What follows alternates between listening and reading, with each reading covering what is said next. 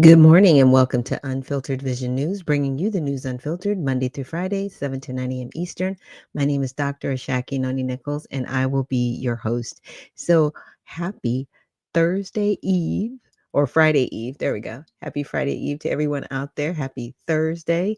The week has gone very fast after the holidays. And Patty Cake says, Grand Rising founder, Grand Rising to you too. Thank you so much for joining us on the YouTube platform, and to everybody out there that is listening, following, and thank you to all the subscribers that I now have on YouTube. I think it's over 110. I think it's up to about 119. And a lot of people might kind of laugh like, that's not a lot of people. That's a lot of people when you grew from zero.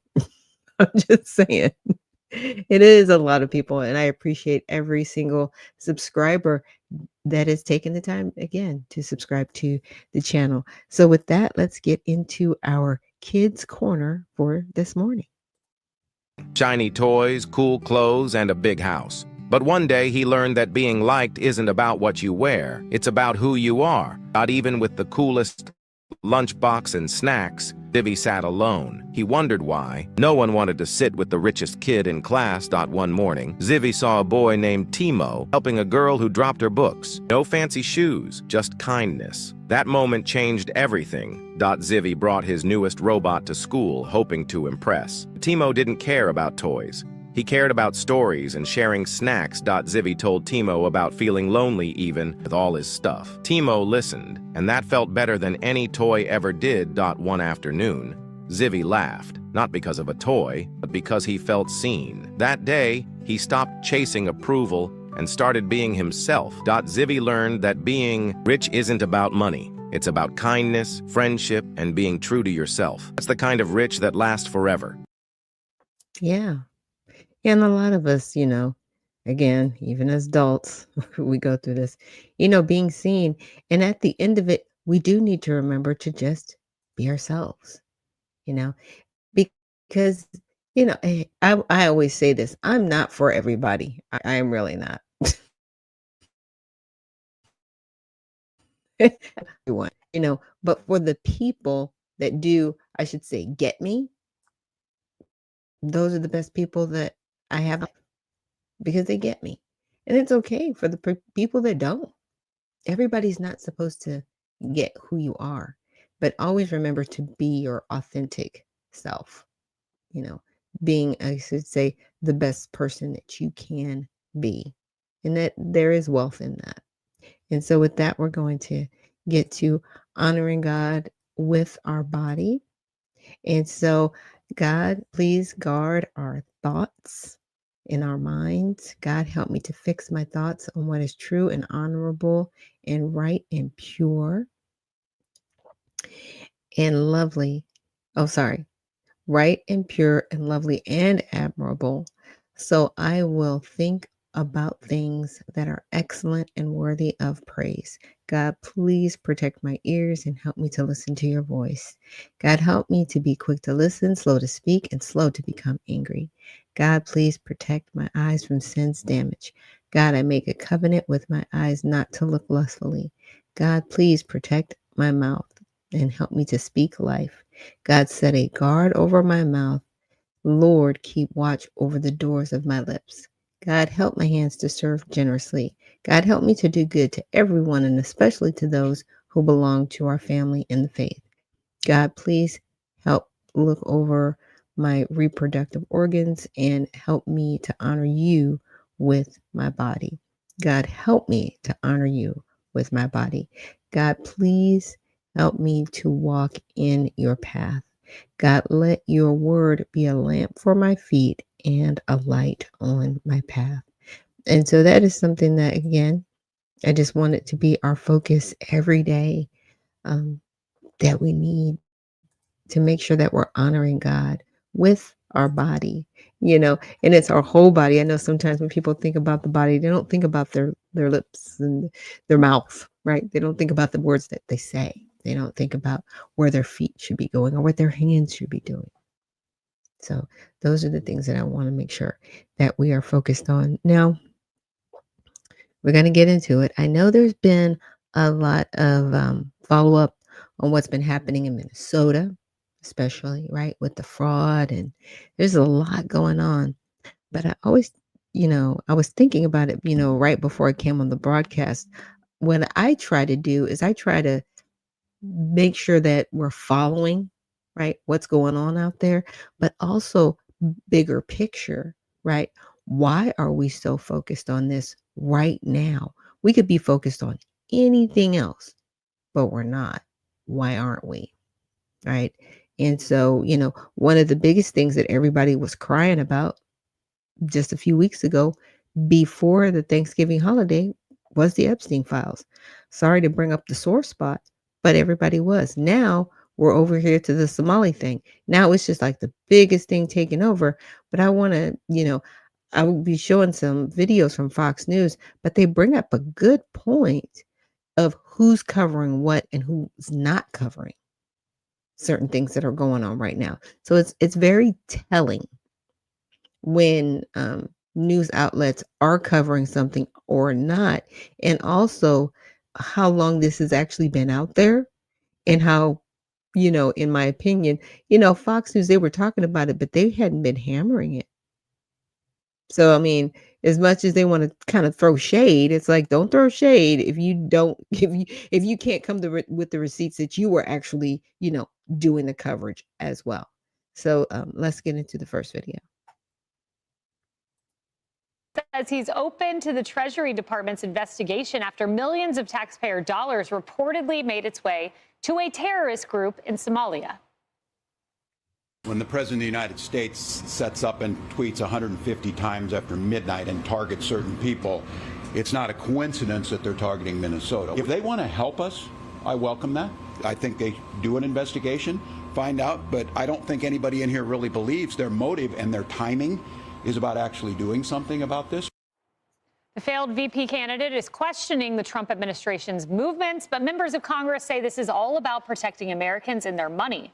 The House Oversight Committee, which is also investigating, says Walz was warned about massive fraud in a pandemic food aid program for children, yet failed to act. So far, at least 50 people have been convicted in the massive fraud scheme, with nearly 80 others getting charged. Minneapolis leadership claims this is a massive case of government overreach. Targeting Somali people means that due process will be violated. Mistakes will be made. We need to also be demanding better from an administration who is intent on targeting people and committing so much time, energy, and money to terrorizing certain groups within our community.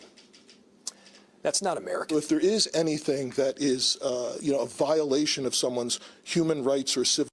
Now I have to pause that. Terrorizing? So people wanting to not have fraudulent things happen, that's now terrorism. Sorry.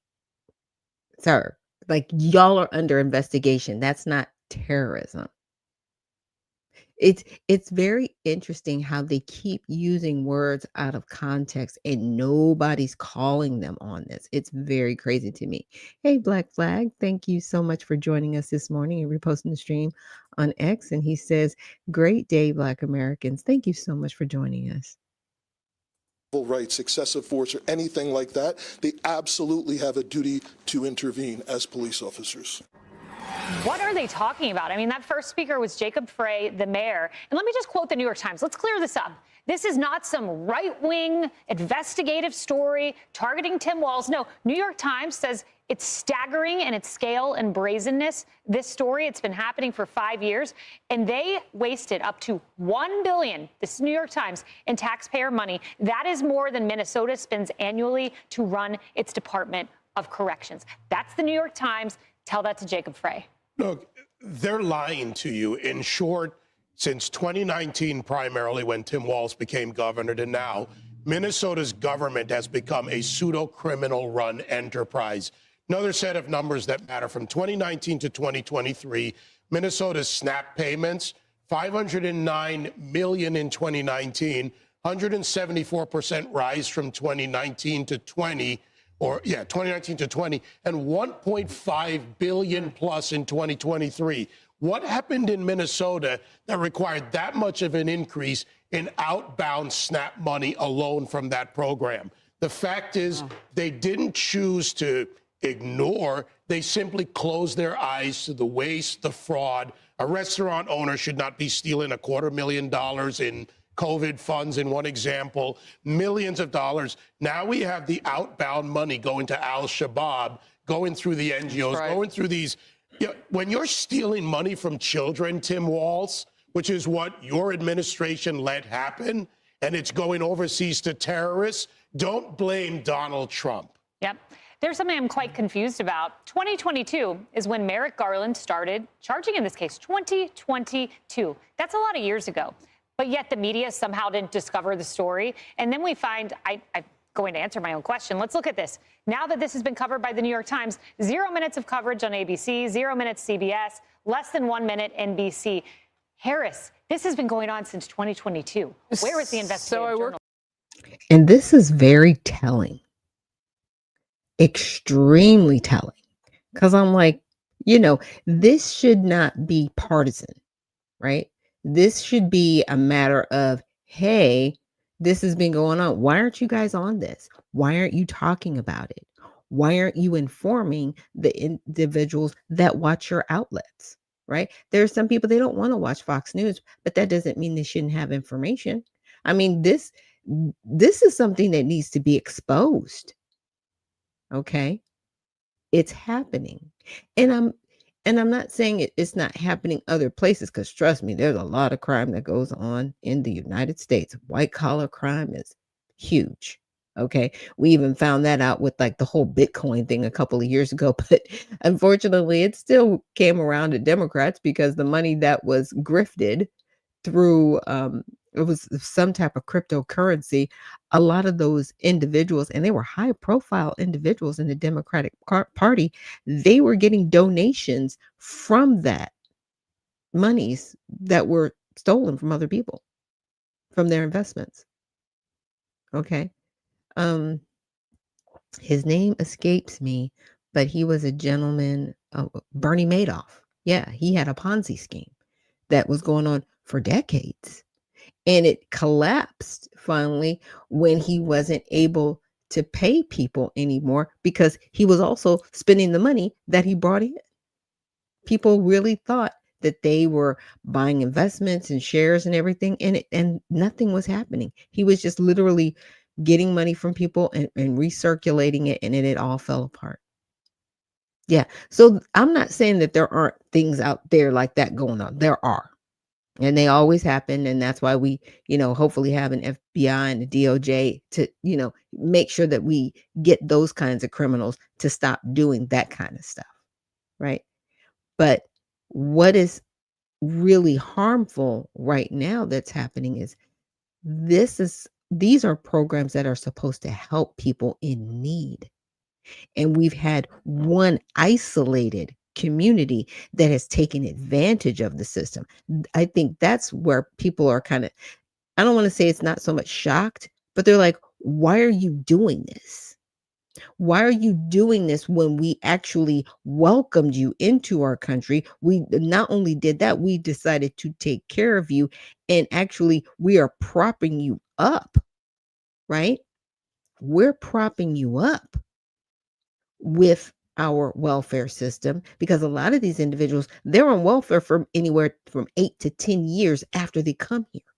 So this has been since the 90s. They've been doing this. Okay. 8 to 10 years, and you can't get off welfare. Why are you even here? Like, you shouldn't even be coming over here. If you're not educated, if you're not going to contribute to the system, you shouldn't even be coming here to get on welfare, but you cry refugee. And that's why I'm glad that Donald Trump has shut it down to 19 other countries. So you're not the only one being targeted. You're the one mainly being talked about because of the fraud that's happened.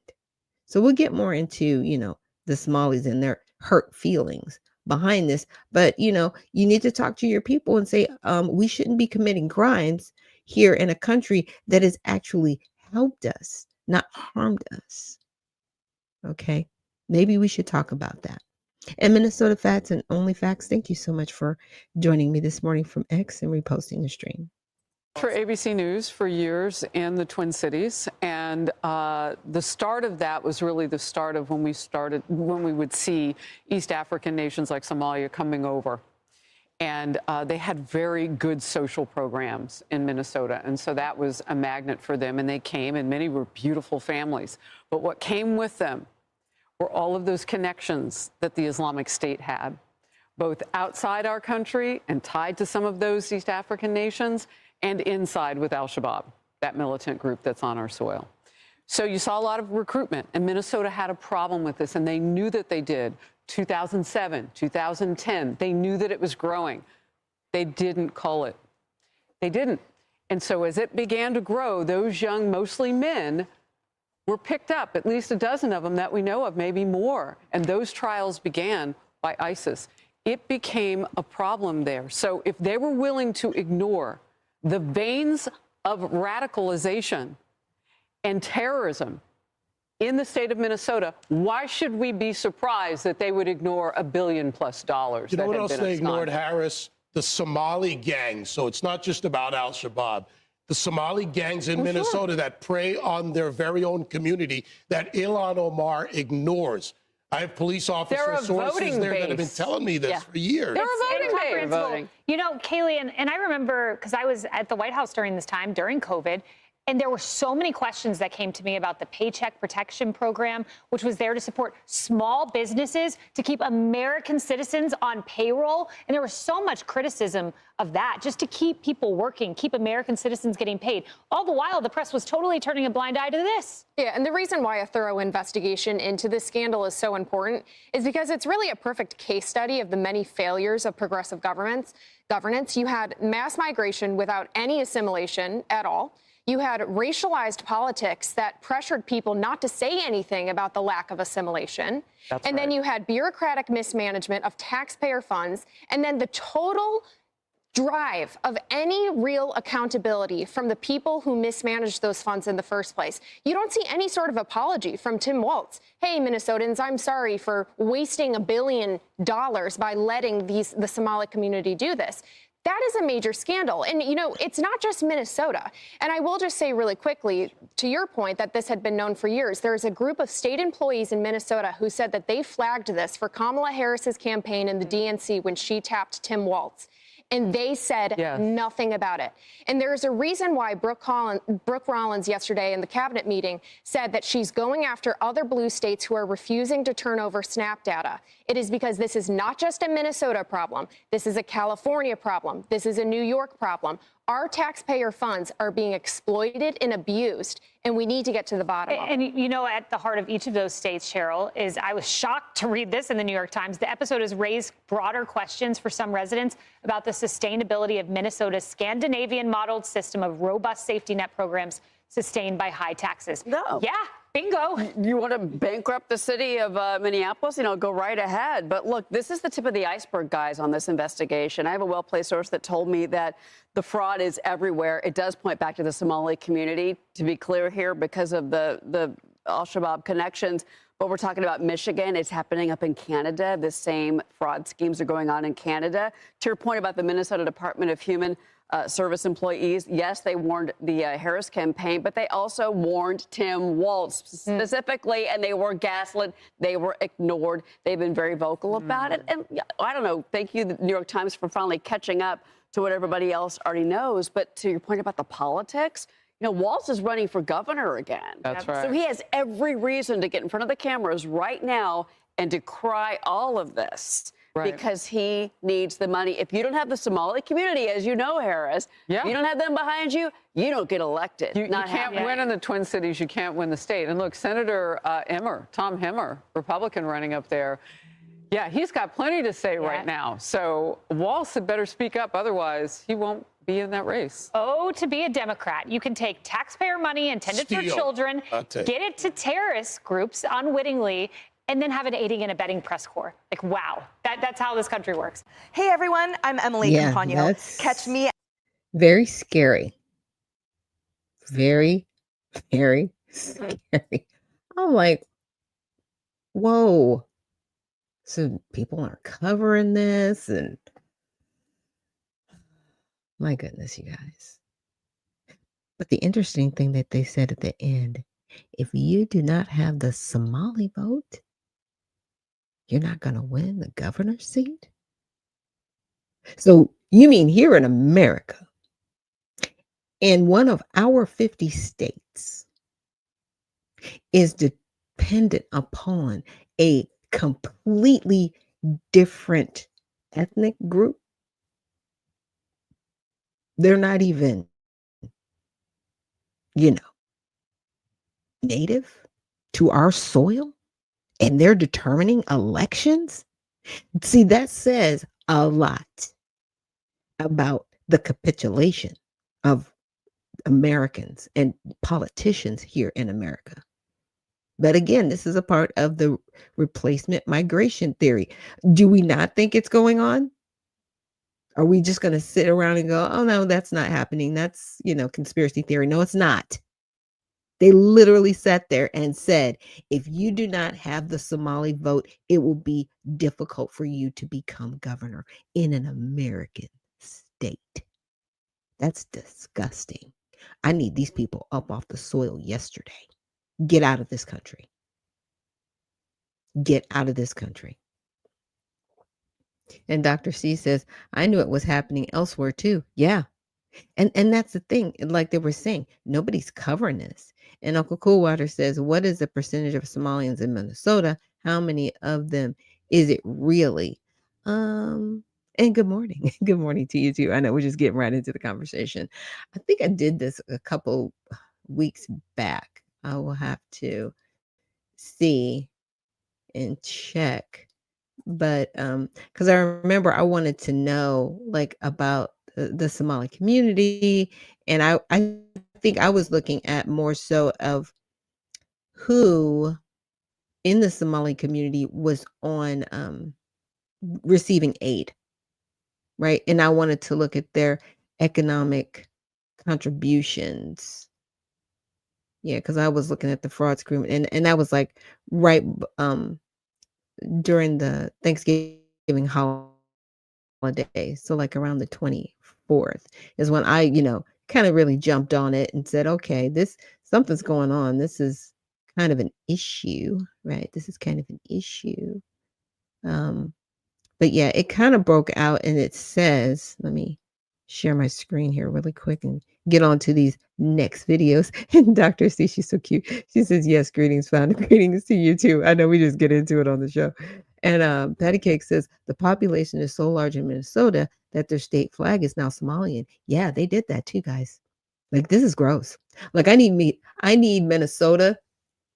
Look, y'all need to turn this around.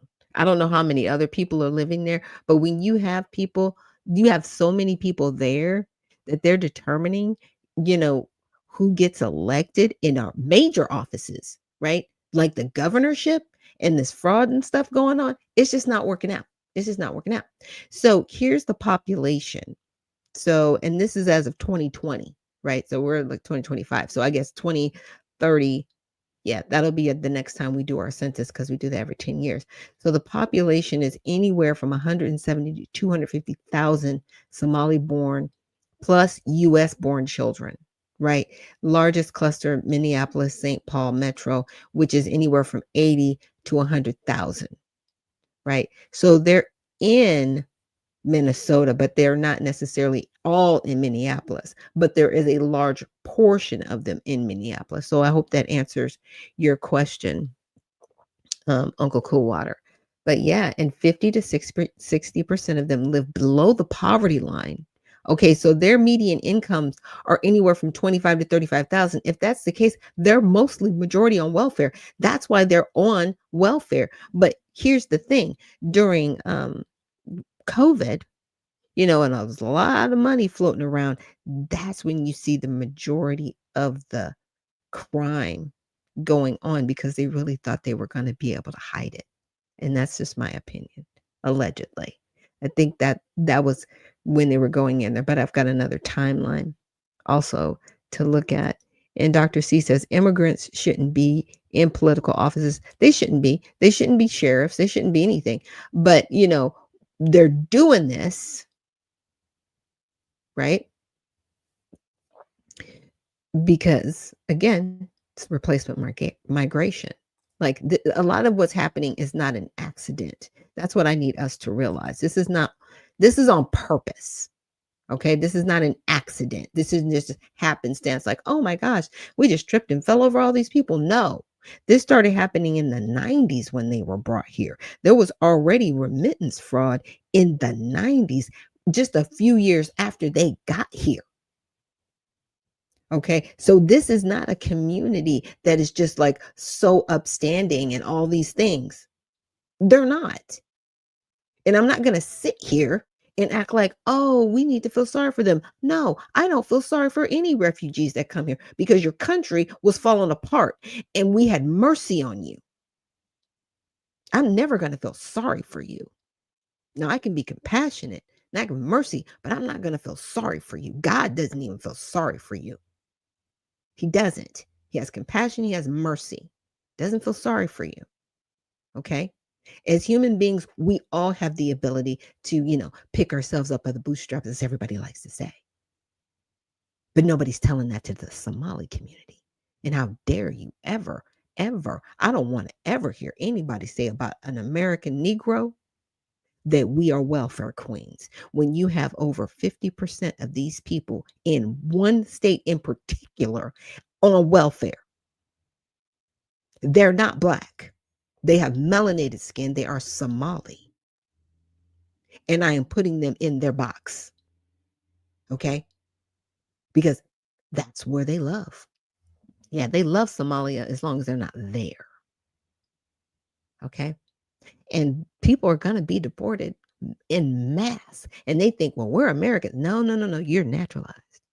And you can be denaturalized based on how you've been moving within the United States against the United States.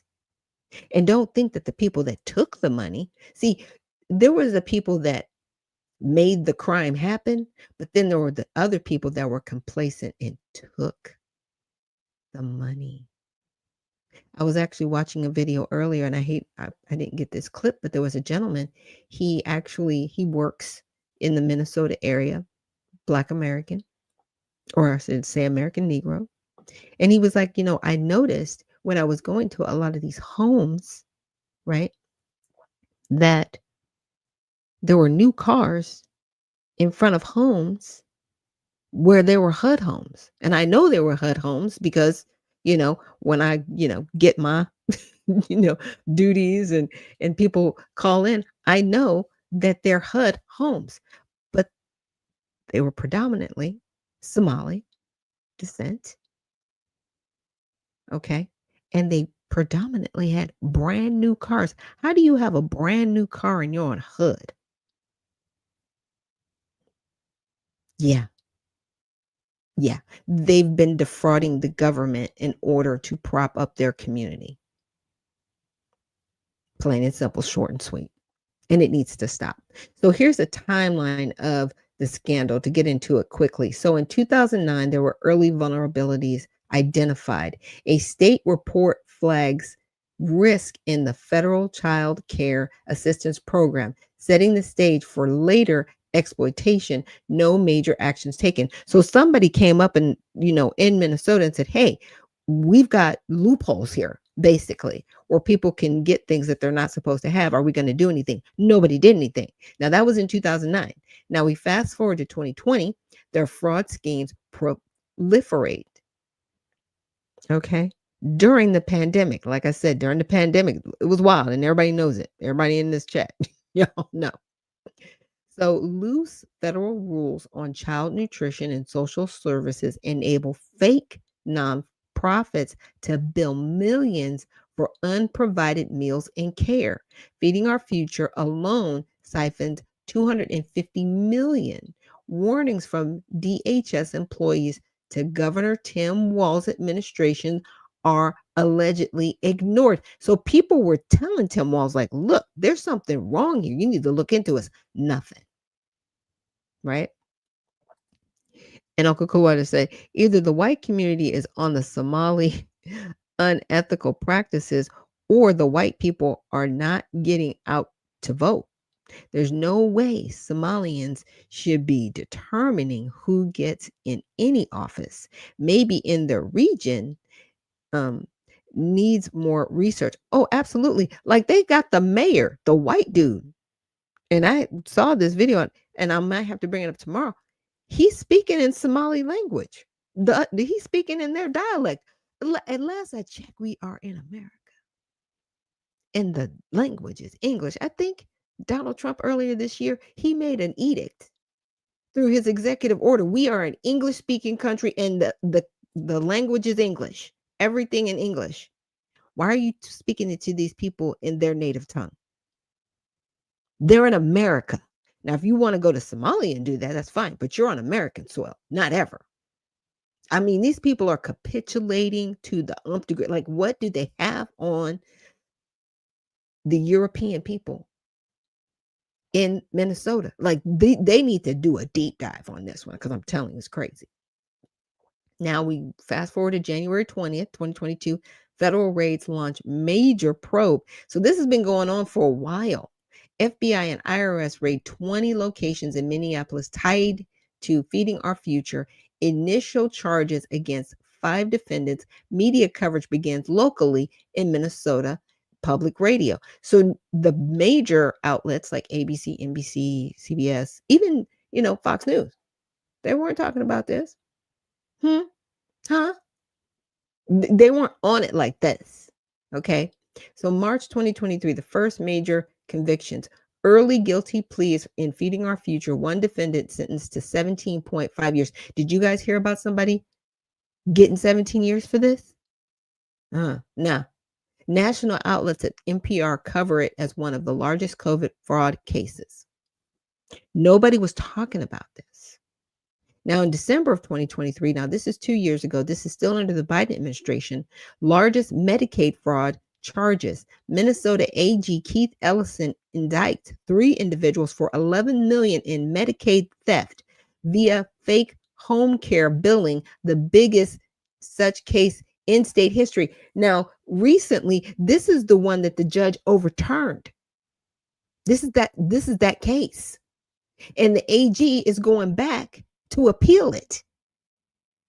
They clearly stole the money because they basically said, hey, we're providing these services. And then when they found out they didn't provide the services, that's fraud. Cut and dry. Fraud. And the judge was like, there's not enough circumstantial evidence. What do these people have on you that you are capitulating like this? It's crazy. June 2024, right? Still last year, still under the Biden administration right here. Now, notice the timeline. So 2009, the vulnerabilities, 2020, 2021. So Biden got elected in 2020. This whole Feeding Our Future thing happened probably as Trump was on his way out. And there were warnings from DHS to Governor Tim Walz then. Then Biden gets in office and nothing. You got to remember, nothing else happened. Okay. All right. So we get to June 2024, 5 more charged in related schemes totaling 10 plus million in overbilling and kickbacks. Now, this one, I want to say this one refers to like the whole autism thing that was going on. They started charging more. September 2025, we get to this year. Housing fraud indictments. I mean, it just goes on and on. 8 defendants charged in a $2.7 million scheme defrauding the Housing Stabilization Services Program. They call it HSS. Yeah. So people that needed the assistance weren't getting it, but it was going back to the Somali community. See, that's the thing that people don't understand. All this money that was being stolen, it wasn't just like not going anywhere. It was going back into the Somali community. And then some of those remittances were going over to Somalia to support some terrorist activity because Al-Shabaab takes that money off the top. What? And we're just supposed to sit back and be like, oh, well, we're sorry. No, we're not sorry. We're not sorry. We want you off the soil. There needs to be a whole mass campaign on all social media. If you don't get these Somalis up out of here and everybody else up out of here, we are tired of paying for everybody else's lunch as the American people. We're tired. Okay. I get it. We are supposed to be, generous and gracious and helpful, but it has been taken advantage of, and the American people are over it. Now, March of this year, I don't know why it's so out of order. Usually it's done in order. Feeding Our Future, a nonprofit founder, Amy Bach, and a restaurant owner, she was convicted of $250 million fraud. NPR and local outlets reported as a shame of Minnesota, over 50 guilty pleas now. So that was in March. Now she's Caucasian, okay, and she was a part of it. So she knew what was going on. She wasn't dumb. Now, in November, there are terrorist links, allegedly, and national escalation. Federal investigators warned some funds reached Al Shabaab. City Journal publishes expose. The largest funder of Al Shabaab is the Minnesota taxpayer. Trump posts on Truth Social calling Minnesota a hub of fraudulent money laundering, revokes TPS for Somalis. DHS employees accuse Walz of retaliating against whistleblowers.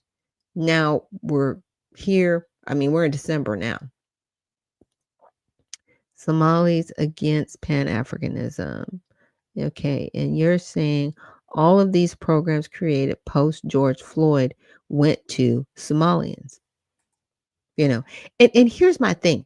I know that a lot of people that are refugees, when they come here, they do get assistance so they can, get their lives back together.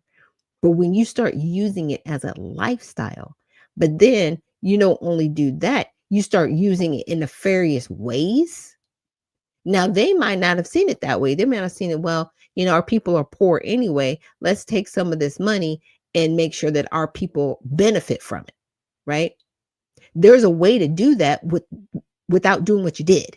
You committed fraud doing it the way you've done it. But there's a way, Feeding Our Future, yeah, feed your community with that money because that's what you're supposed to be doing. But you didn't do that. You billed as if you gave money to, food to all these people, and that didn't happen. You actually had the opportunity to build up your community and say, look at the good that we're doing with what's been given to us. And you didn't do that.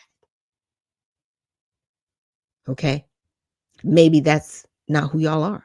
And that's sad. And that's truly, truly sad. You're saying look up corruption perceptions index, and Somalia is ranked at the most corrupt nation. Ooh, that's sad and crazy.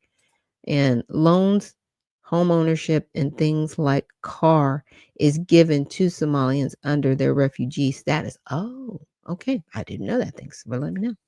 And Uncle Coolwater says they are using the system and doing under the table businesses that they don't have to report so they can stay on the system. These people are thieves. And it's sad because, there are a lot of communities that I think do that, right?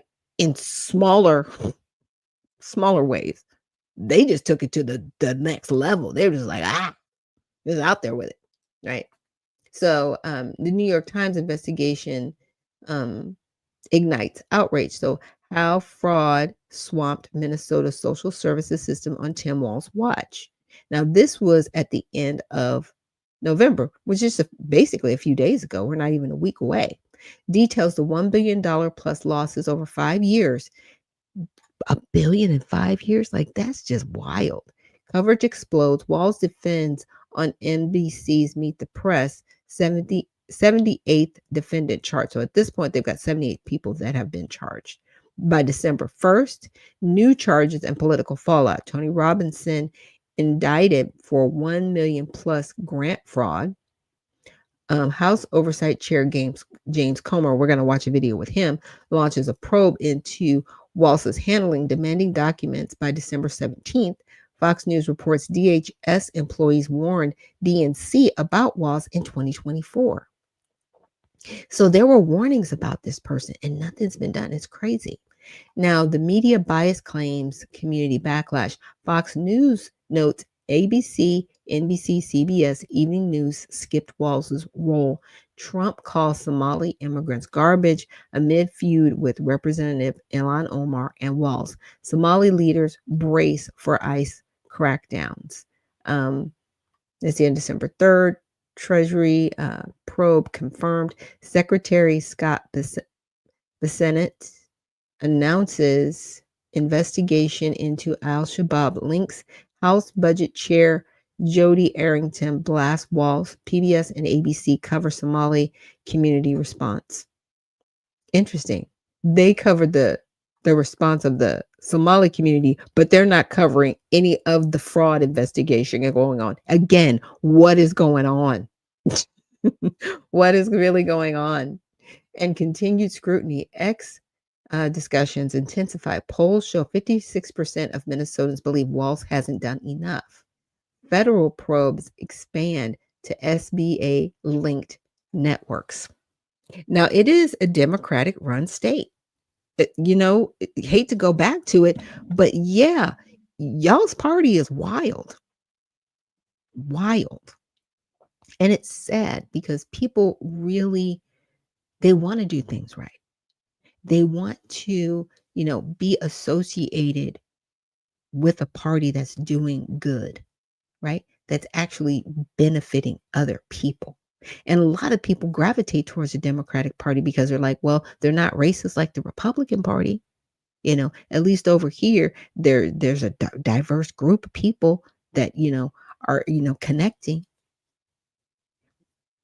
And both parties are associated with fraud and crime. So don't get me wrong. I'm not absolving the Republican Party, but I'm just telling you why a lot of people do gravitate towards the Democratic Party, because they truly do believe that it is a better party than the Republican Party, even though you get situations like this where all this major economic fraud is going on the basically the programs that the Democratic Party is always supporting and propping up. The Democratic Party used the welfare system to bring in millions of people over these past 5 years. They didn't bring them in because they were working and because they were business owners and because they were going to actually make jobs for the American people to build up our economy. They brought over millions of people so they would have a new voting bloc and basically flood the system. Why are people so bent on wanting to destroy America? It's really weird to me. Because you sit up here entitled, but yet you want to burn the house down. It's very odd. It's very odd. So let's get into our next video, and this is James Comer. Below the surface, so let's bring in the chairman of the House Oversight Committee, James Comer, for more on this. Mr. Chairman, good to talk to you, and thanks for taking the time today. I just want to put up on the screen here some facts and figures so folks at home can truly understand the depth of the fraud here. This was in the Minnesota. Okay, guys. So from 2021 to 21 million. Okay. Now this is the HSS program. This is that housing program that I was just sharing with you guys about shortly. It's supposed to be $2.6 million annually. So under $3 million annually. In 2021, it was $21 million. 22, $42 million. 23, $74 million. It was at over $100 million by 2024. So within that 4-year span, what? And the first half of 2025, it's at 61 million. What is going on in Minnesota? Like, what is going on? Housing stabilization program, the predicted cost was $2.6 million annually. You can see the actual costs there eclipsed by at least 10 times, closing in on 50 times. First half of 2025, they spent $61 million on other examples of alleged fraud. Feeding Our Future program, $250 million. Autism treatment, $14 million. Medicaid, $18.5 million for services that were never provided. And allegations, Mr. Chairman, that Tim Walz, the governor of Minnesota, either turned a blind eye to this or actually empowered people to do this through political correctness. What do you want to know? Well, first of all, what you're going to see is the fraud entailed a whole menu of government programs, social programs, and that's kind of the mojo for the Democrat Party now. They want to put more and more money into social programs, but yet they refuse to accept responsibility for any type of waste, fraud, and abuse. What we know is the state employees in Minnesota rang the bell, they blew the whistle that there was massive fraud, and yet Tim Walz and Keith Ellison, the Attorney General, apparently turned a blind eye to that for fear of political retaliation from the large voting bloc of Somalis.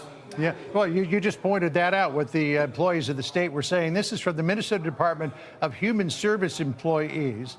They posted this on X Saturday. They said, quote, Tim Walz is 100% responsible for massive fraud in Minnesota. We let Tim Walz know of fraud early on, hoping for a partnership in stopping fraud, but no, we got the opposite response. As staff, we firsthand witnessed and observed fraud happening, yet we were shut down, reassigned, and told to keep quiet, sometimes more.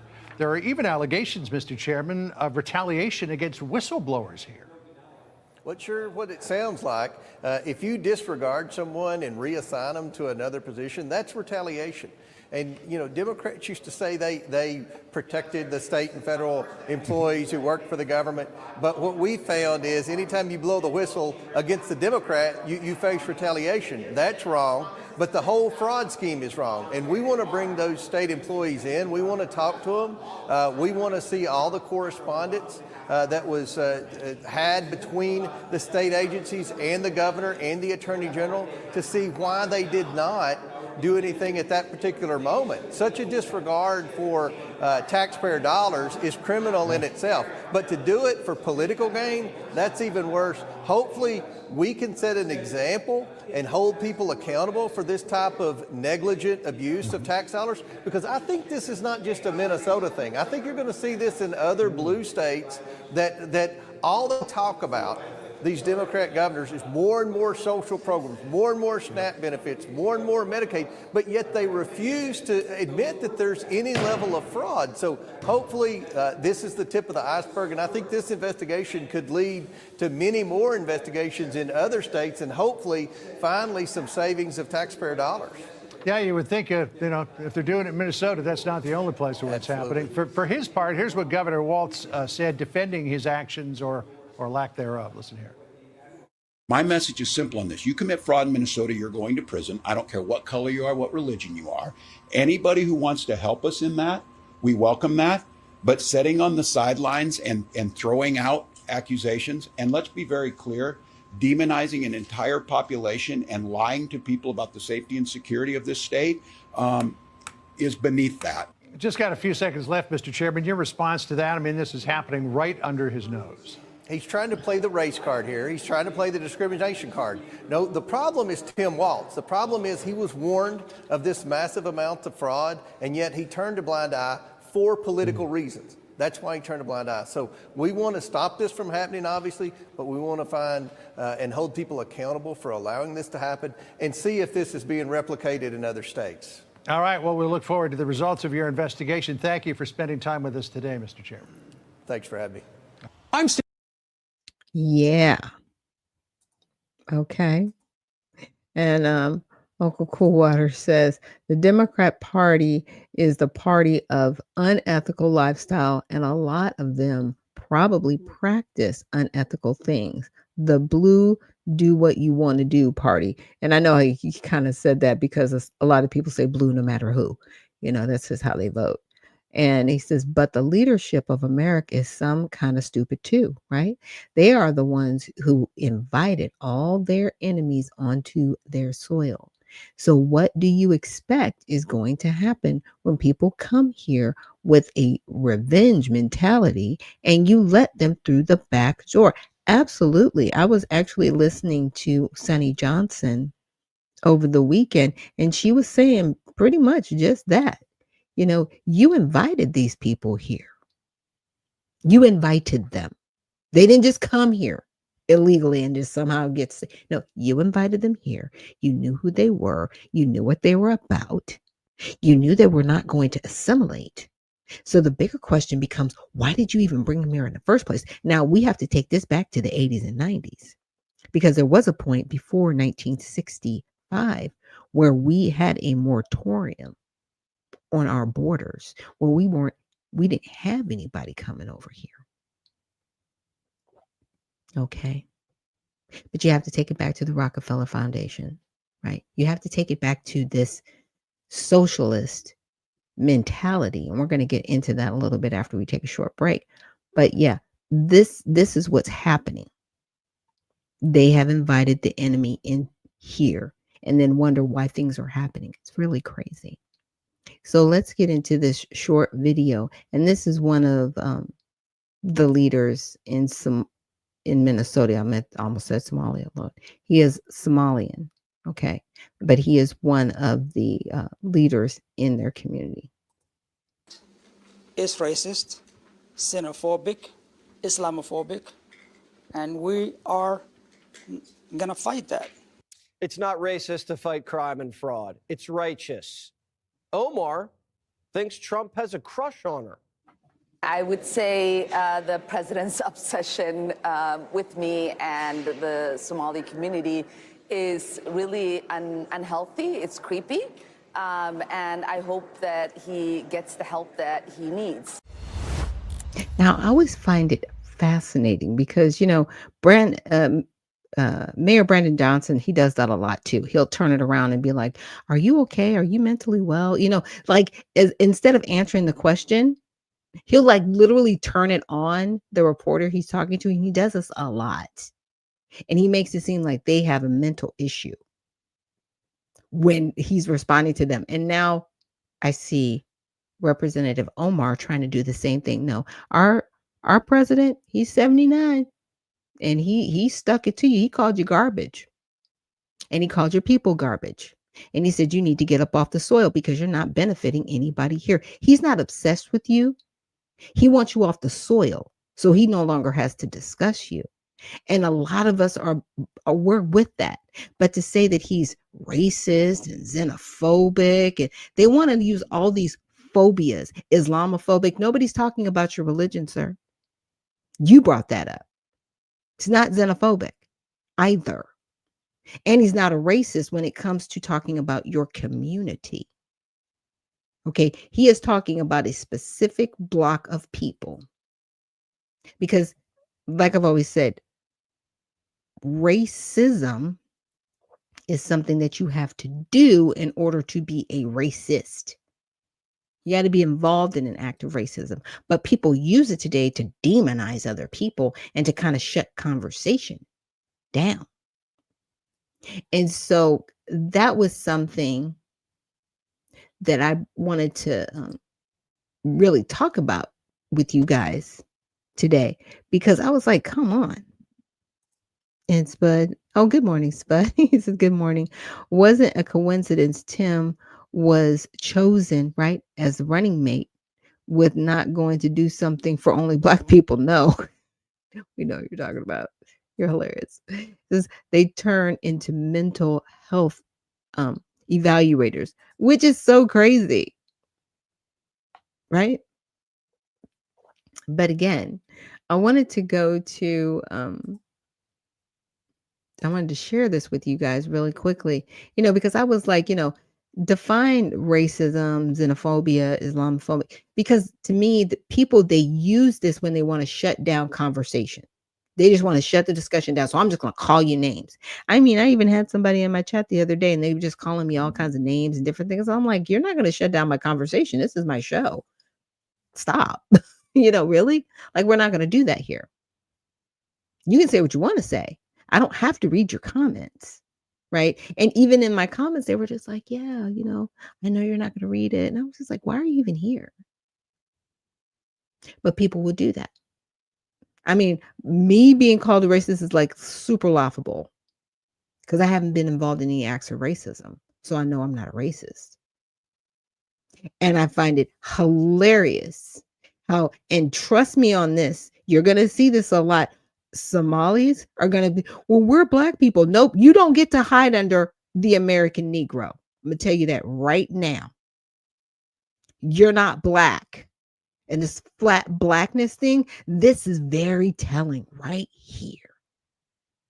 Because they're going to start going, well, we're Black people. You need to be sympathetic to us. No, no one does. Because everybody's kind of gotten the race game. They're kind of hip to it. And they're hip to it in the sense where they know that you're trying to use it to make people feel guilty. See, the American Negro, we're not into that.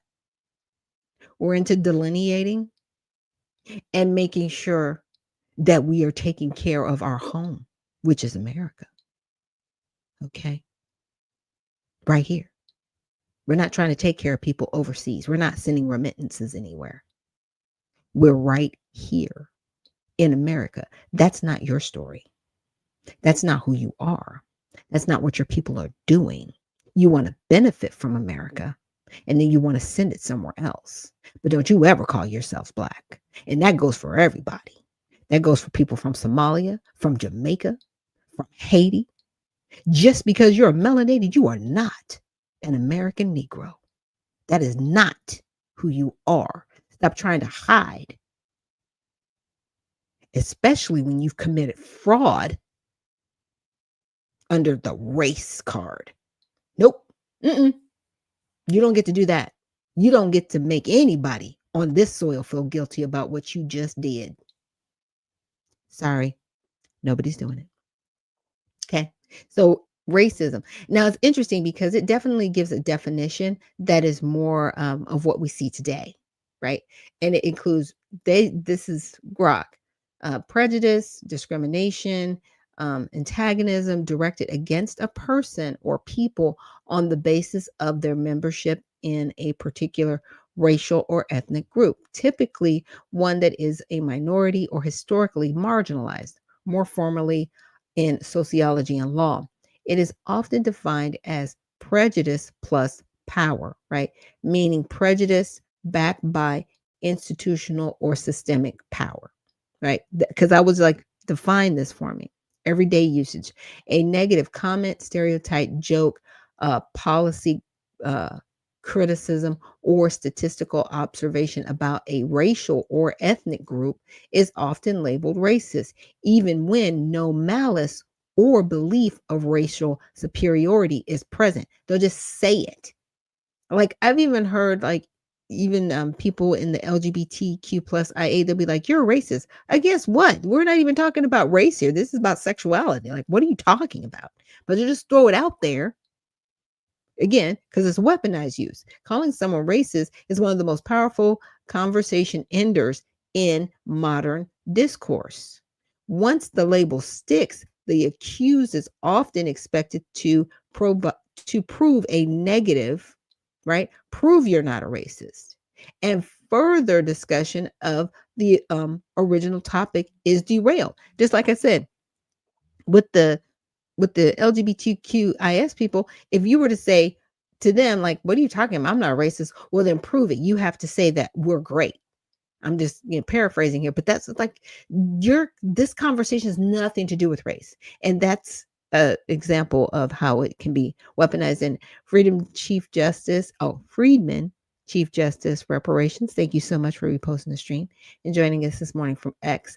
Now, xenophobic, its core definition: fear, hatred, or prejudice against people from other countries or cultures. More broadly, dislike of or prejudice against anything perceived as foreign or not from here. Really? So you created a catch-all. We don't want you here because you act like you don't want to be here. You don't want to be an American. You want to benefit from America, but you don't want to be an American. That's why we want you off the soil. That's not xenophobic. Those are just facts. But you created this catch-all. So it can be like, you're a racist. We are not buying into the word salad. I'm just saying. Now, the weaponized use, the term is frequently deployed to to dismiss legitimate debates about immigration policy, border control, and cultural preservation as mere irrational fear. Right? In everyday usage, opposition to high levels of immigration, concerns about cultural change, or criticism of specific foreign practices can be labeled xenophobic, even when the concern is about volume, integration speed, crime rates, and cultural compatibility rather than foreigners as people. So, like I said, they created this catch-all. This is xenophobic. I never heard this word until like maybe the early 2000s. And I was like, why are they coming? What is this? What is this? Oh, so the American people, we're just supposed to lay on our belly and let you just walk all over us and not stand up for our country if you don't get up off the soil. See, you've poked the bear. You've poked the bear and you've shown your butt, and we know who you are, and we're done. You're not going to get to cry, well, we're Americans too. No, you're not. No, I know there are Americans that commit crime, like I said, and they're not excused either. Okay? But what you're not going to do is come here and say, I'm from this country and I'm proud of this country and this, that, and the other. And then go to that country and build it up. But don't use our resources to do it. Go to your country and build it up and leave us alone. That's all I'm talking about. And Patty Cake says, founder said the American Negro with her whole chest. Preach, founder. Thank you. And it says they're taking our jobs. That's unfortunate. They're directly cause housing prices hikes and lower wages. Yeah, the immigrants will work for less. They will. And Uncle Coolwater said this is legal. Yeah, and that's the sad part. And here's the thing: we have been very welcoming and generous as a country, but it's been taken advantage of. But we have to ask the bigger question. These people didn't just come here, they were invited here by our leaders. So this goes back to Congress. This goes back to the people in the House, in the Senate, both Republicans and Democrats. If you don't fix this, because we're not going to be fighting each other like the Hunger Games down here. Stop that. Yeah, and our leaders are Jewish. I mean, it's the whole thing. And what I don't really like, and thank you for bringing up the Jewish part, is like I don't like the Israeli guilt. Like there is and I've brought it up before a couple of weeks ago. It's called Show Faith by Works. Hopefully I'm saying that right. And they basically are going on a campaign to teach, basically shove it down Americans' throats in the Western part of the United States about how much you need to love Israel and back Israel and do these things. It's like, you know what? I pray for the people of Israel. I do. I don't like what their government is doing. Their government is doing things that are horrible. Yeah, they are out there committing all kinds of crimes and committing genocide. What are you doing? What is the government of Israel doing? And what are the people of Israel doing about changing their government? Are you complicit in this? Again, that's why I'm praying for the people of Israel, because you guys need to change this. None of this is good, what's going on. And just to expect blind allegiance from Christians is even worse. Absolutely not. Absolutely not. If you are not doing right by God, what are you doing? At the end of the day, we can see your hands. We can see your hands. And Dinah says, amen. Amen. I'm just saying. It's like, come on. We can see what you're doing. Sin is sin. It's real simple. Look, those are one of the easy things in life. Now, Islamophobia, okay, the core definition, it's an unfounded hostility or fear of Islam and Muslims as a religious group. So, Is there Christian phobia? I don't know. Look, I can't even make up that word. If you don't like Christians, you don't like Christians. If people don't like Muslims, they don't like Muslims. But now we have a word for, oh my gosh, I can't believe how is he Islamophobic when he's not even bringing up her religion? Oh, that's right, because a lot of these individuals, they tie their ethnicity of where they are, right, to their religion of being a Muslim. So where the Somalis come from, they are Sunni Islam.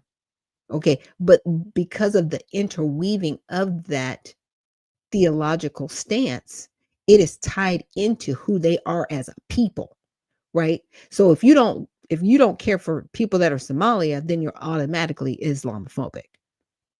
Even though here we have freedom of religion in this country, and they still use that against us, right? Because it's like, well, you don't want, people practicing Islam. No, we don't want people practicing Sharia law. Okay, which runs contrary to our Constitution. Period. Now, current broad usage, any criticism of Islam doctrine, scripture, historical practices, Sharia law, like I just said, terrorism linked to Islamist ideology, or cultural practices associated with some Muslim majority countries, right? Treatment of women, apostates, or LGBT people is often branded Islamophobic. So what I just said, I was like, we don't want people that practice Sharia law here. People would say I'm Islamophobic for saying that. Even though I'm okay with people practicing Islam, the peaceful form of Islam, but not the jihadi form of Islam. They're two different things. Wow, that is so sad. And Dana was sharing with us that Asia was 9 years old when she was deflowered by the Holy Prophet. That is so sad. Like, what are we doing? Like, that's just gross. That's gross. And I think it's even worse that, yeah, I'm going to criticize you. Look, I'm going to criticize. And I have that right to, because guess what? I'm on American soil. And it's called freedom of speech. And if your feelings get hurt, your feelings get hurt. But now you've come up with terms that you can use against me, like, well, you're this. And look, keep it going. As a Black woman, I don't think there's much more you can do to me as an American Negro. I don't think there is much more. Really? We have been the pebble in people's shoe for centuries. We're kind of used to it. We're over it. It's like, oh, is that all you got? Really? Say something else. But what you're not going to do is come here and defecate on our soil. That's what you're not going to do. I'm just saying. Oh, and Sassy Lady, thank you so much for reposting the stream. And then it says child marriage, grown men marrying 9-year-olds is common in Islam. It is. It's sad. And we aren't even talking about the pedophilia that goes on in Islam as well. Okay. And these are things that I know that are confirmed. So if you guys want, I'll be sharing this link. If you guys want it, let me know. But the summary of the shutdown dynamic you mentioned, yeah, these 3 words, racist, xenophobic, Islamophobic, function today less as precise descriptors and more as rhetorical nuclear weapons. Their power comes from moral stigma, right? Being labeled with any of them can damage reputations, jobs, or social standing. Vagueness, right? The definitions have expanded so much that almost any uncomfortable statement can be squeezed into them. And then it's a one-way application. They are rarely applied symmetrically, right? Ethnic hostility toward white people or Western culture is seldom called racist in mainstream discourse with the same intensity. Right. So as a result, they are extremely effective at ending debates before the substance can be discussed. So, and I said, give me the, oh, good morning to you. Sincerely, Lawless, appreciate you. And Dana also says, thank you for spreading the truth. Hopefully you never get censored. Oh, I will be. And it's okay. I hate to say people consider it a badge of honor, but it's like, you know what? We're all censored in some kind of way, and it's okay. But we have to remember not to self-censor, right? It's that part. And what I mean by that is I don't ever want to be in a situation where I can't speak my mind. I'm always going to be prudent, right? Because I respect God enough to want to be a good steward of what he's given me, right? I'm not just going to say whatever. But I never want to get to the point where I'm overthinking what I'm going to say to the point where I can't say anything. That's the self-censor part that they want a lot of people to get to. And I do pray that nobody ever gets there. And Walter Mason says, morning, family. That Negro checking in. Absolutely brilliant show this morning, family. Oh, I'm not going to say that word. But he says, in a way, F the Democrats. All right, that Negro. Got to be good. Let's see. So I just wanted to get the Webster's definition of racism. And racism is a belief that race is a fundamental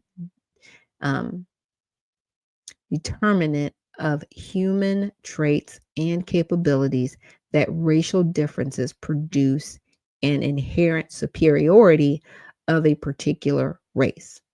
And there's another definition: behavior or attitudes that reflect and foster this belief, racial discrimination or prejudice.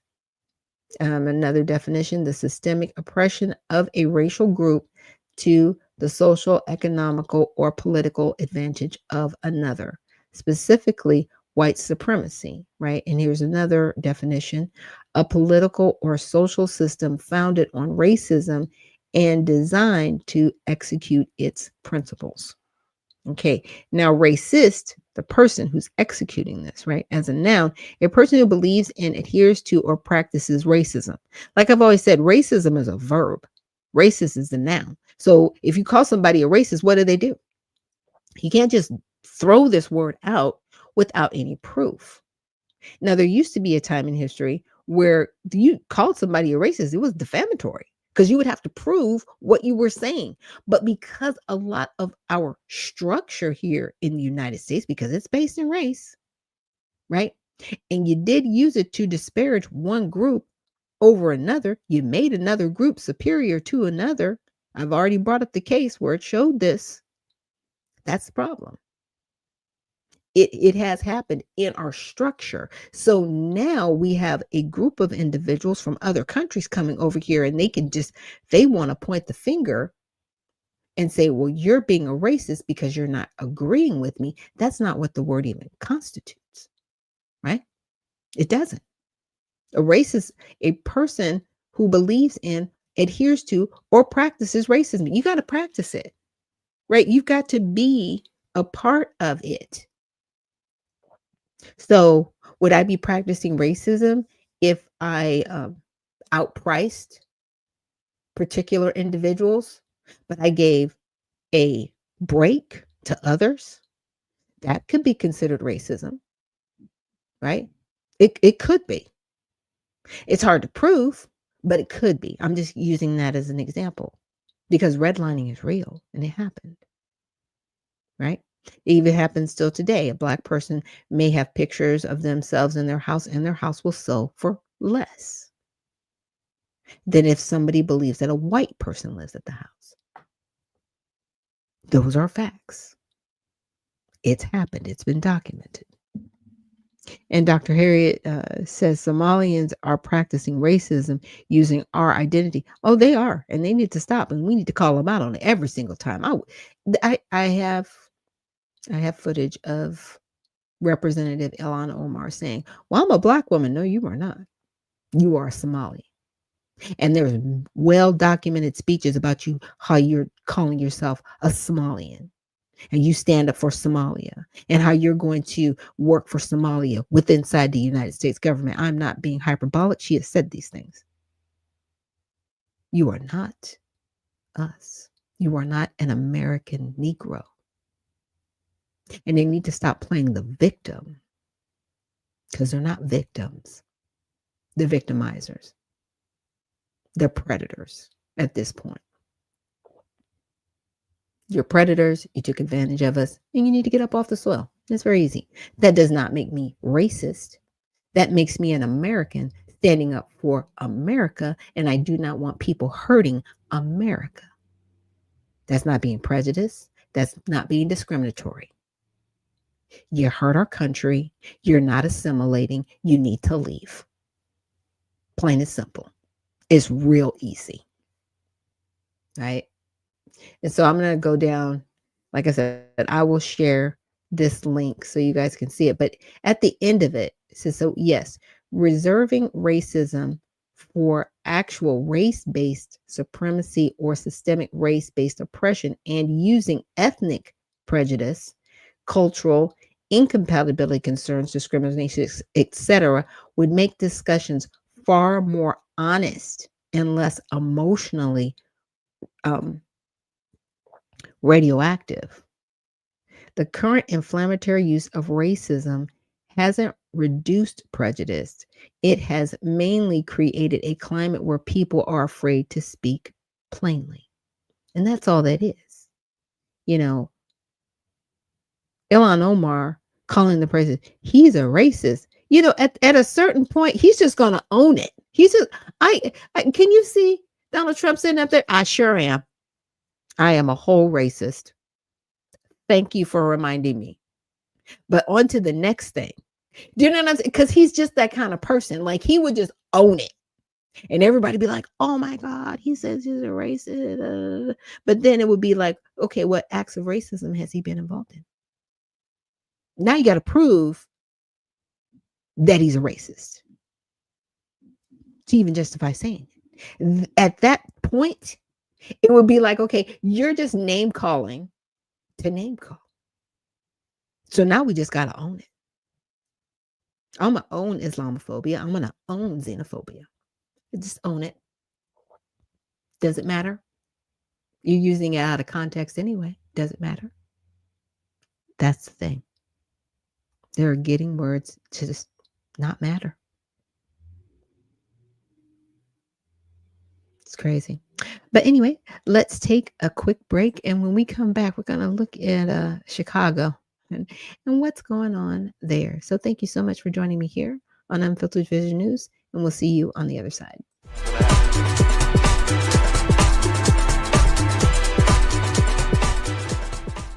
At All Sides, we believe all sides, we give bias ratings for hundreds of media outlets. By freeing people from filter bubbles and providing different perspectives, we can all be better equipped to understand the world and each other. So how do we do it?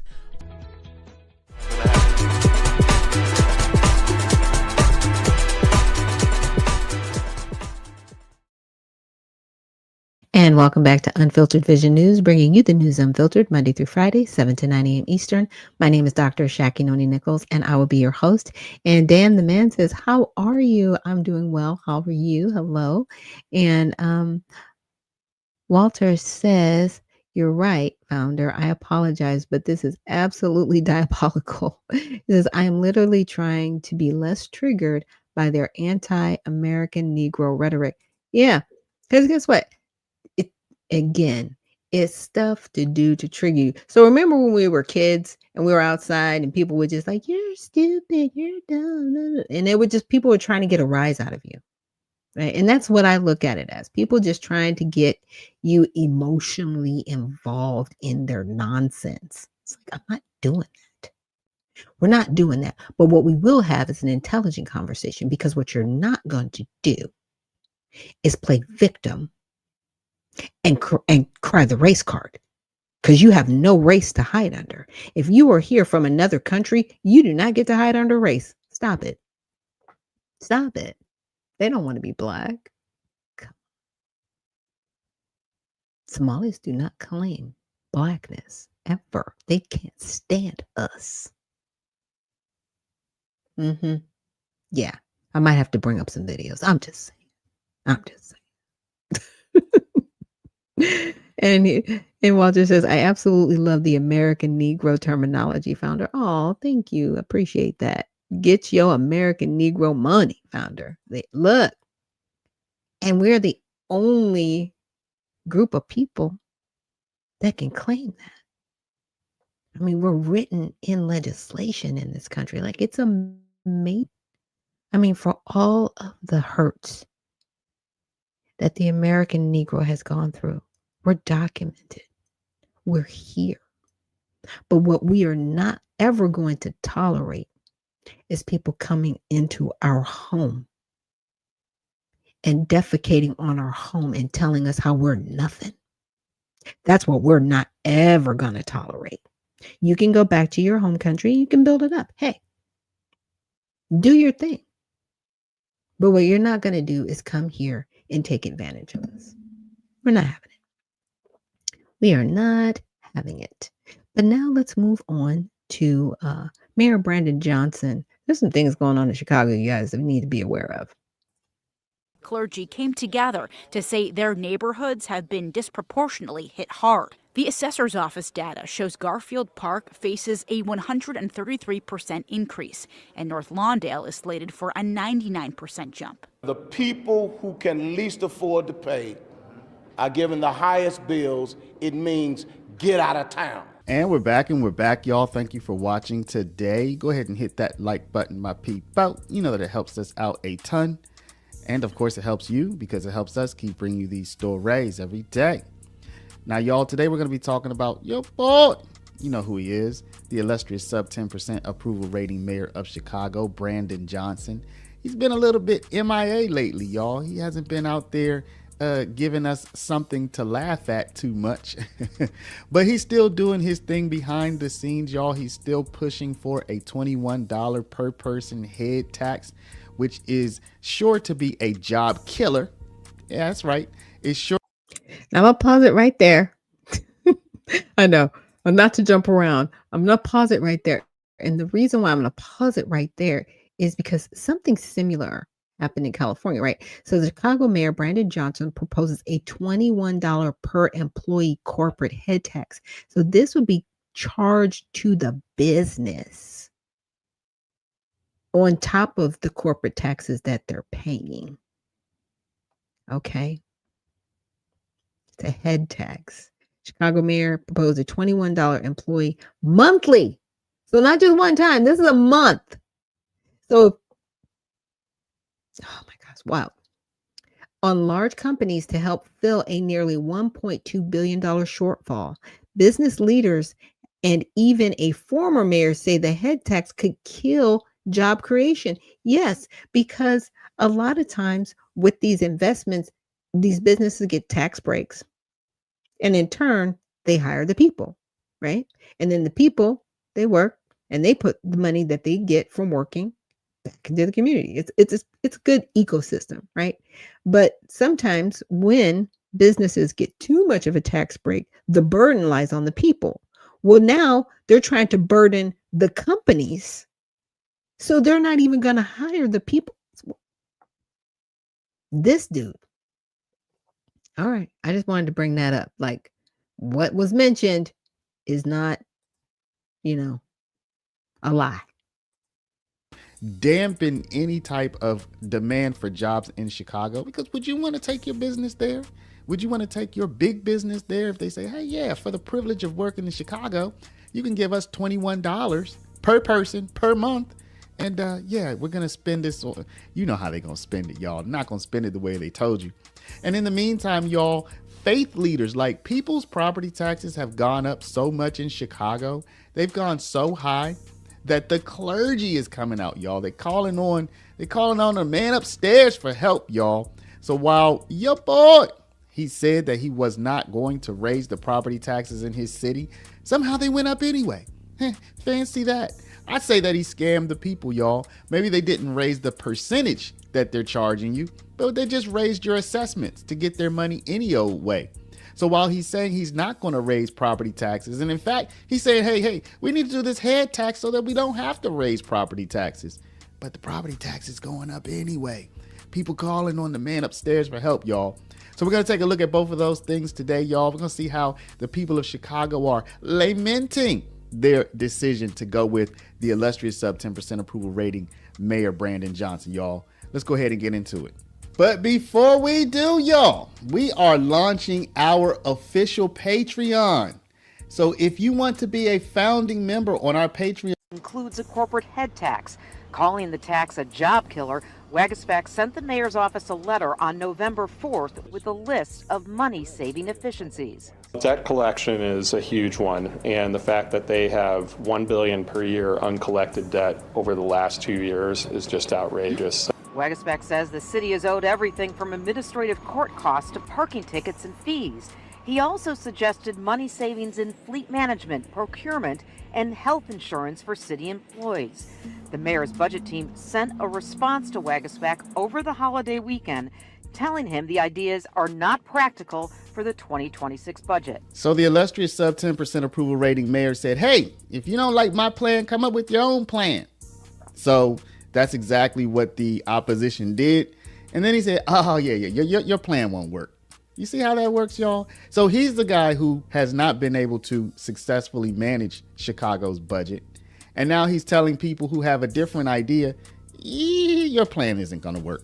On health insurance, we have contract with our labor partners, and those things all have to be negotiated. And these are things that cannot be done in 1 year or one budget cycle. These are things that will happen over time. The mayor and his city council budget chair, Alderman Jason Irvin, are not backing off on the head tax as a way to pay for public safety initiatives.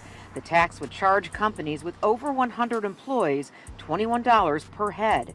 Irvin says if alders don't vote for the head tax, the options are property tax hikes or service cuts. So here's the scam, y'all. They're saying they don't want to raise property taxes. Again, they're talking about we won't raise the percentage that we're charging you. But at the same time, the assessor's office is just boosting up the assessment. So they're getting their money anyway. You see how that scam works? Hey, we're not going to charge you more for taxes. The person doesn't care if it's the percentage or if it's the assessment. If it's money coming out of their pocket, if it's going up 100%, and we're going to take a look at that here shortly, y'all. We're going to take a look at the fact that these property taxes are so out of control that the clergy's getting involved, right? Do you care if it's a higher percentage or a higher assessment if the end result is that Mo Munagi is coming out of your pocket? No one is signing up for service cuts. We continue to ask people, do you want that pothole filled in 10 days or 30 days? Waguespack and others deny their alternative ideas will result in service cuts. They're putting together some revenue options that the alderman says does not include a property tax hike. We have a slew of those revenue ideas that we're finalizing, and we'll prepare those for presentation probably late tomorrow or into Wednesday.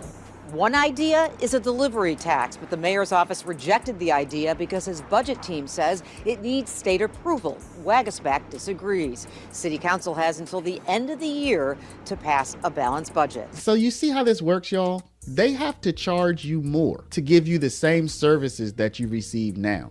So you would think that the taxes would automatically go up as income goes up, as property values naturally increase.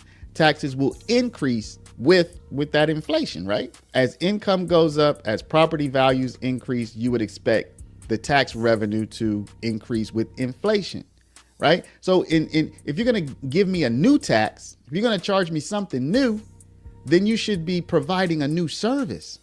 Do you agree with that? Like, if you're going to charge a new tax, I want something more. I don't want a whole nother tax on top of what I already pay just to keep what I already got. Like, what's going on? Somebody explain that to me. And again, as I said earlier, we don't want to raise property taxes. That's a scam because they just raise your assessments. Sticker shock continues here in Cook County. Homeowners from the south and southwest sides, all the way to the west side, say that their property tax bills have skyrocketed. Long lines formed outside the Cook County Assessor's office today as people looked for some answers. Our Marissa Perlman has more on the time crunch as those homeowners say they simply don't have the cash. I don't know what I'll do. Gerald Sukol says he's lived in Garfield Ridge his entire life. He was one of many waiting in line at the county building, facing tax bills far beyond anything he expected. Me and my wife bought this property from my grandfather, who my great-grandfather built the home in 1916. This year, that legacy comes with a staggering cost. My tax bill had doubled. It went from $9,600 to $19,100. $9,600. Now that's already egregious. Like, I complain about our tax bill here in Georgia. Almost 10 grand in taxes. This is why people are losing their homes, and it's like, what in the world? And it's gonna be double that?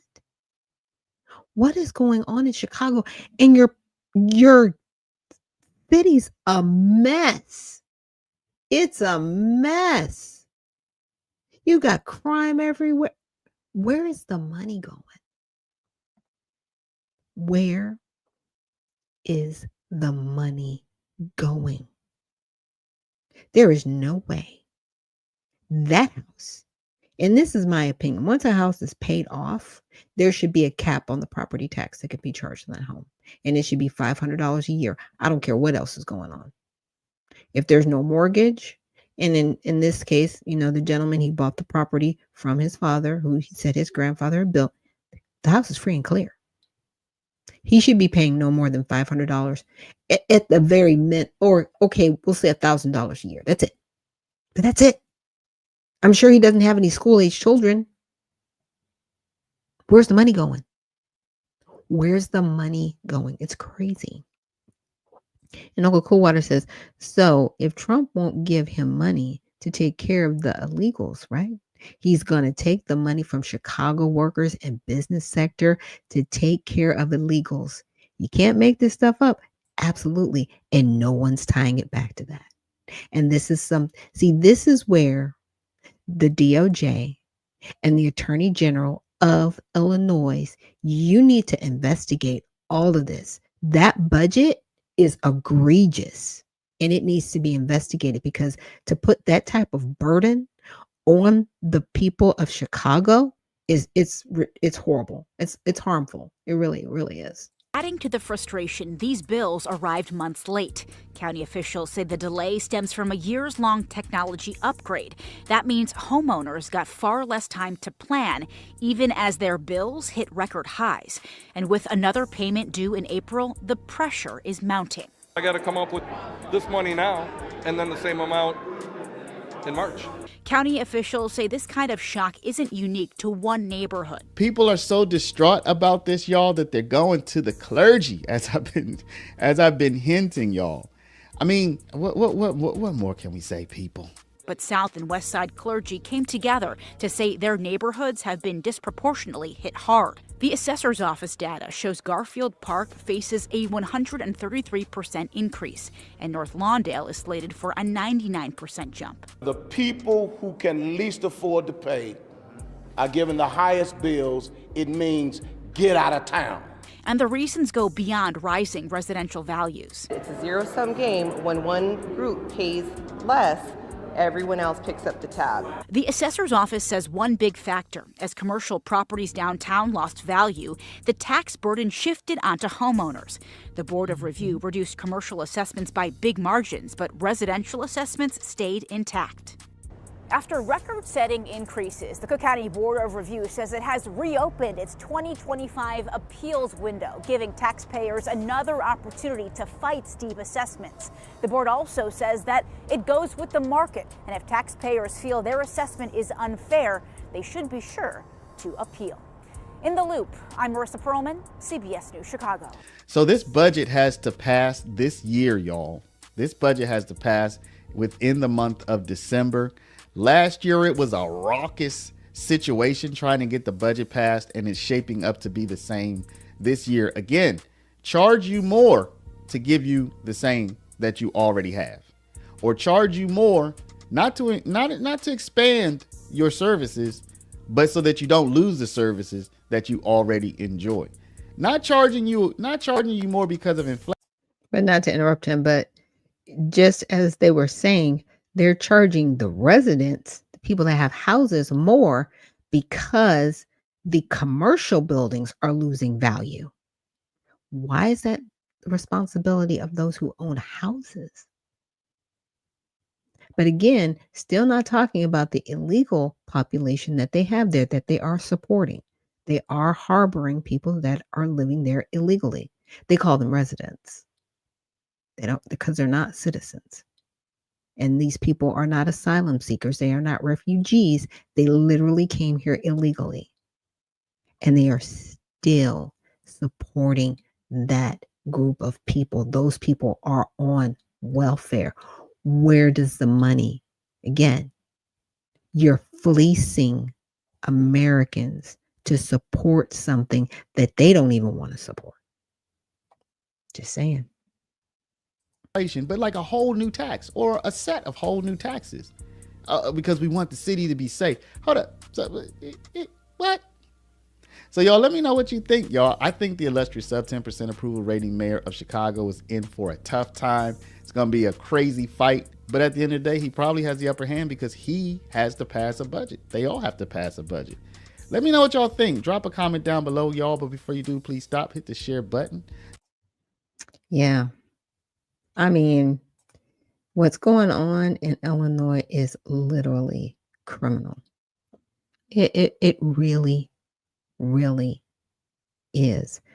But it's a part of a larger plan, right? Like I told you guys months ago, you've got replacement migration that's going on. But here's my thing. If no one's working, right, to pay taxes or to put money into, let's just call it the kitty, how are these people supposed to survive? I mean, you can lose businesses.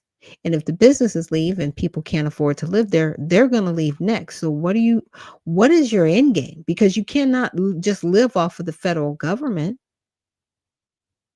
It's interesting because evil really doesn't think to the next step, right? They're not forecasters. I'm just saying they plan horribly. So is your end game just to have everybody on UBI? Where does the universal basic income come from if no one's working? At a certain point, somebody has to work to pay the taxes, so there's something there to have.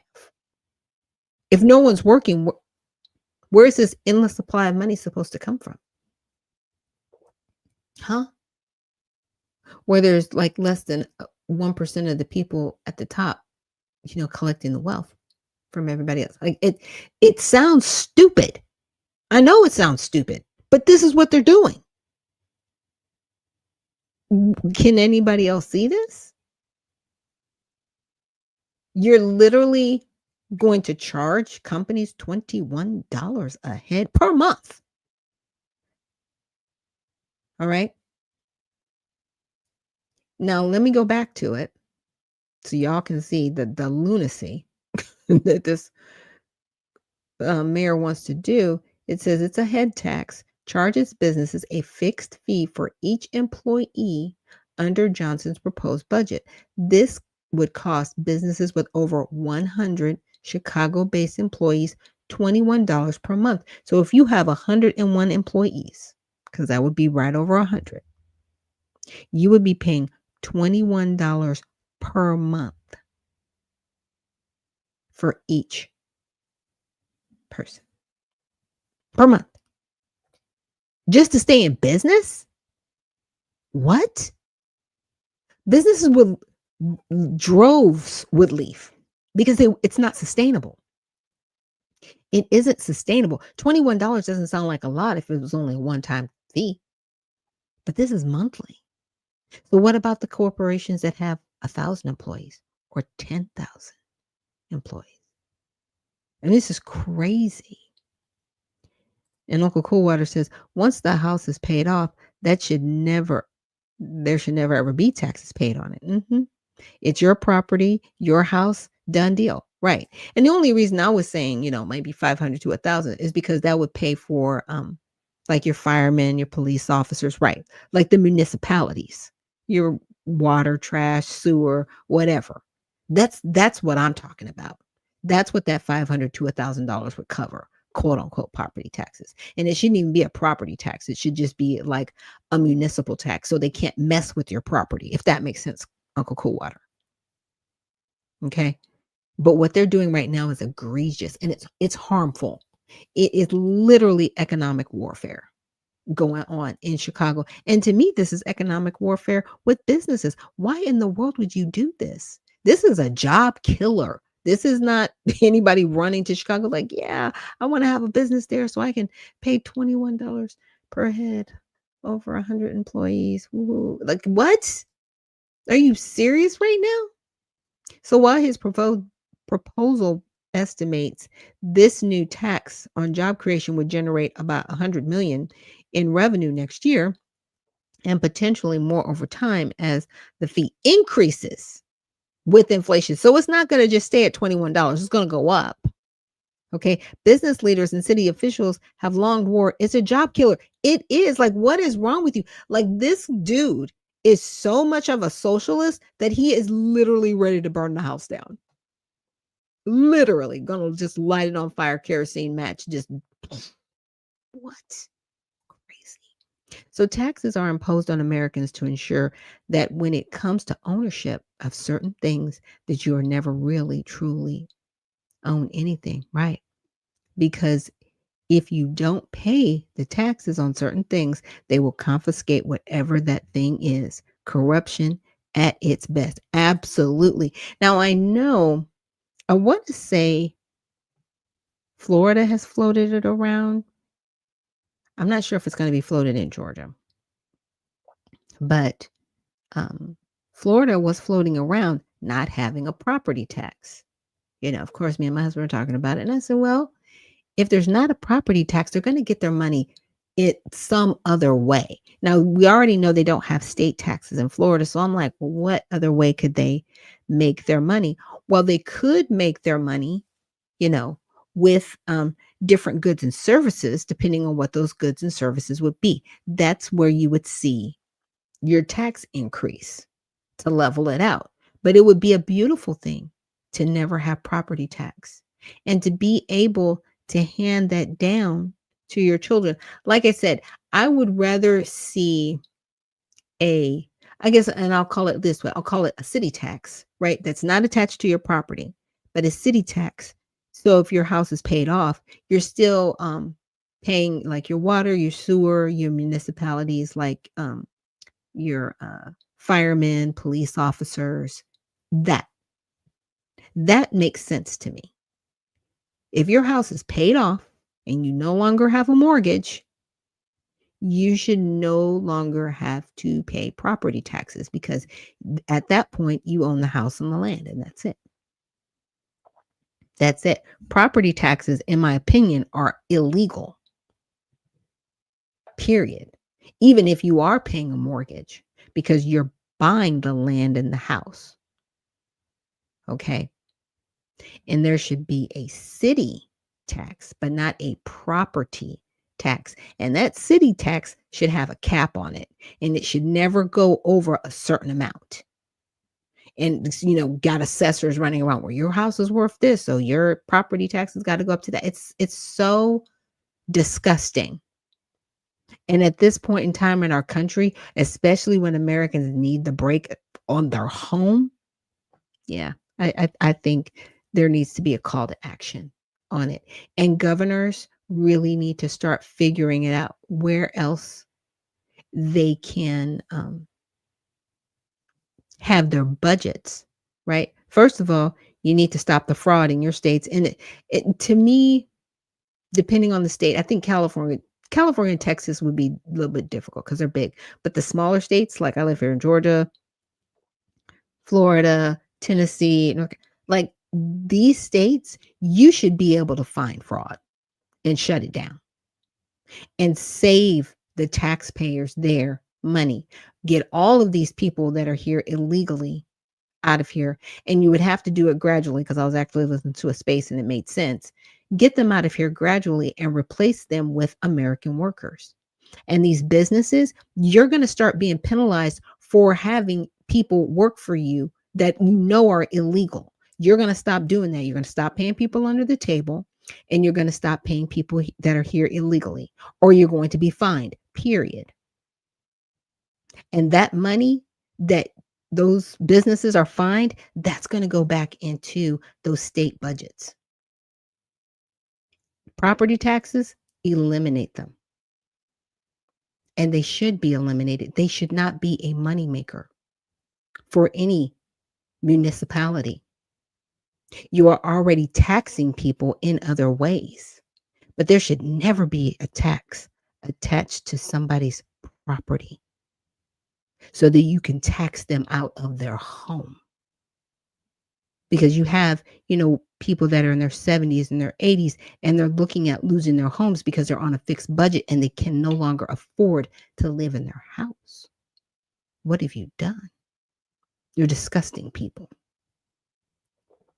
Property taxes need to be outlawed in the United States, as well as income taxes as well. I know I'm going on a rant about the money, but I'm just saying they keep fleecing the American people out of just living a prosperous life. If we are the prosperous nation that we claim to be, then we need to get everybody off of the soil that keeps defrauding us.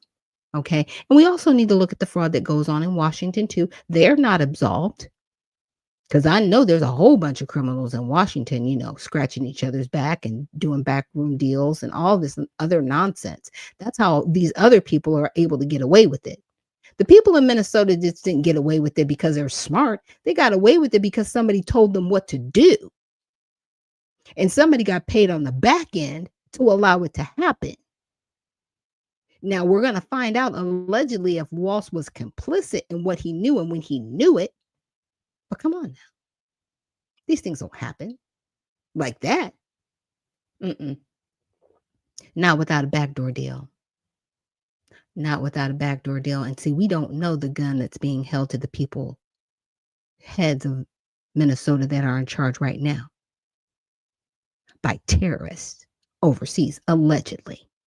Because I guarantee you that's what's happening. I guarantee you. But I'll say allegedly. But that's just me. But thank you guys so much for joining me here on Unfiltered Vision News for our Mighty Men Thursday. It was open mic. I'm so sorry. I forgot to even say, hey, it's open mic. Join me. Come up on stage and talk to me. So maybe I might have somebody, might invite you guys on stage tomorrow for our Prayer With Fridays. But thank you so much for joining me here on Unfiltered Vision News. And remember, stay well, stay focused, and stay unfiltered. We'll see you in the next one.